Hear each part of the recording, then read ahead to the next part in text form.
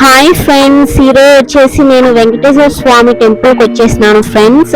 ఈరోజు Saturday. So Saturday అనే కాదు, ఈరోజు నేను గుడికి రావడానికి ఒక ప్రత్యేకత కూడా ఉంది ఫ్రెండ్స్. అదేమిటంటే ఈరోజు నా వ్రతం కంప్లీట్ అయిందనమాట. సో నేను దేవుడి దగ్గరకు వచ్చాను కొబ్బరికాయ కొట్టడానికి. ఈ వ్రతంలో వచ్చేసి మనం ఫస్ట్ డే ఇంట్లో కొబ్బరికాయ కొట్టాలన్నమాట. ఇంకా వ్రతం కంప్లీట్ అయినప్పుడు దేవుని దర్శించుకొని మనం లాస్ట్ రోజు దేవుడి దగ్గరకు వచ్చేసి మన కోరిక చెప్పుకొని లాస్ట్ రోజు కొబ్బరికాయ కొట్టాలన్నమాట. ఈ వ్రతం అనేది మనం ఎలా చేయాలంటే, సాటర్డే రోజు వచ్చేసి మనము చీకట్లోనే లేచి ఇల్లంతా శుభ్రపరచుకొని దేవుడి ఫొటోస్ తుడుచుకొని బొట్లు పెట్టుకొని తర్వాత పూలు పెట్టేసి బాగా దేవుణ్ణి అలంకరించుకోవాలన్నమాట.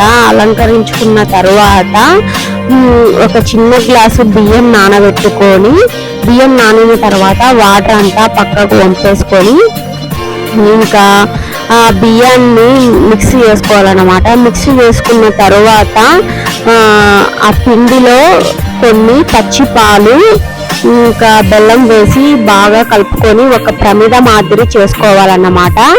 ఆ ప్రమిద మాదిరి చేసుకొని ఆ ప్రమిదకు వచ్చేసి వెంకటేశ్వర స్వామి నామాలు గీసుకొని ఇంకా 7 ఒత్తులు వేసి మనం ఆవు నెయ్యి వేసి దీపం వెలిగించేసి దేవుని ముందు మన కోరిక ఏమిటో సంకల్పం చేసుకోవాలన్నమాట. మనం నమ్మకంతో భక్తి శ్రద్ధలతో దేవుడికి పూజ చేసేసి ఎంత నమ్మకంతో అయితే మనం చేస్తామో అదే విధంగానే దేవుడు కూడా మన కోరికలు తప్పకుండా తీరుస్తాడన్నమాట. ఈ వ్రతం వచ్చేసి వాస్తవానికి 7 వారాలే. కానీ వెంకటేశ్వర స్వామి వడ్డీ కాసుల వాడు కాబట్టి, అంటే వడ్డీ అంటే చాలా ఇష్టం కాబట్టి ఆయనకి 8 వారాలు, ఒక వారం వడ్డీలాగా మనం చేస్తున్నాం అన్నమాట. నెక్స్ట్ వచ్చేసి ఈ వ్రతం చేసిన రోజు నియమనిష్టలతో భక్తి శ్రద్ధలతో చేయాలన్నమాట.